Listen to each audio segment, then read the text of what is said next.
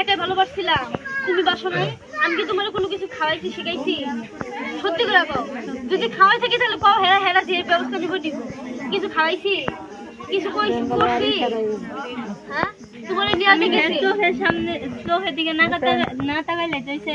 আচ্ছা তুমি কও, কও আমি যেটা সত্যি আমি এটা কইতাছি। হ্যাঁ কও কও। নিয়ে যাই কি আমি কারোর সাথে দেখা করেছি, কারোর হাতে রাখছি? তোমার কি পাথর করে চিন্তা বাঁচিয়ে তুলছি? হ্যাঁ, তাহলে হেরা যে কিছু কইতেছে তুমি কিছু কও না, ঘরে বসে থাকো খালি। আমি আমার এনে কিছু করার সুযোগ দিছে, সেটা কম। আপনারা এই যে দেখছেন, আপনারা ওর কথাটা নেওয়ার চেষ্টাই করেন নাই, খালি তো সবটাই আমার উপরে তুইলা দিলেন। মানে আমার কেউ রায় দেখে আমার উপরে তুইলা দিলেন। আর হ্যাঁ, সব আছে দিতে এক দেশ থেকে আরেক দেশে নিয়ে ঠিক আপনি কথা কন না।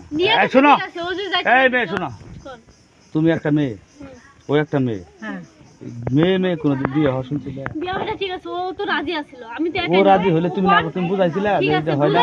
আর ও তো না বলো, তুমি তো বুঝো। তোমার বয়স কত? ওর বয়স কত? বিয়ে হইছে দুইটা, ওর বয়স কত? তোমার বয়স যথেষ্ট কত? পরিমাণ বুঝে। আরে তো বিয়ে হইছে ওর বয়স কত? ট্রেনে পড়ে। তাহলে ছোট পোলাপান, তুমি ওর সাথে ও যখন বলবো। আচ্ছা, ও তো এরকমই বুদ্ধি হয় না একদম। তোর তো দুইটা বিয়ে হইছে, তোর আমি কত ভুলে আপনি বললেন না। এমনই তো মাথার মধ্যে, ওর তো কোনো বুদ্ধি একদমই নাই। আচ্ছা আছে তো আচ্ছা, বুদ্ধি নাই। শোনো, সর্বশেষ তোমাকে তোমার দুইজনের আলাদা করা হবে।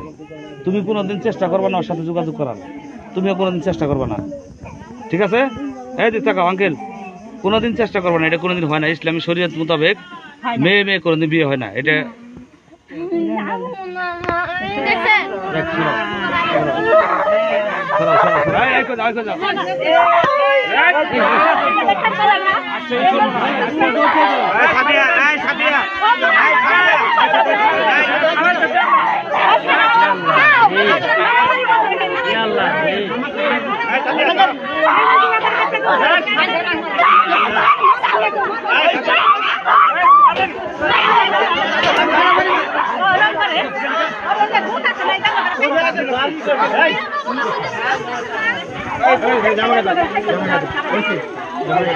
বললাম না, আর কিছু করে আলাইছে।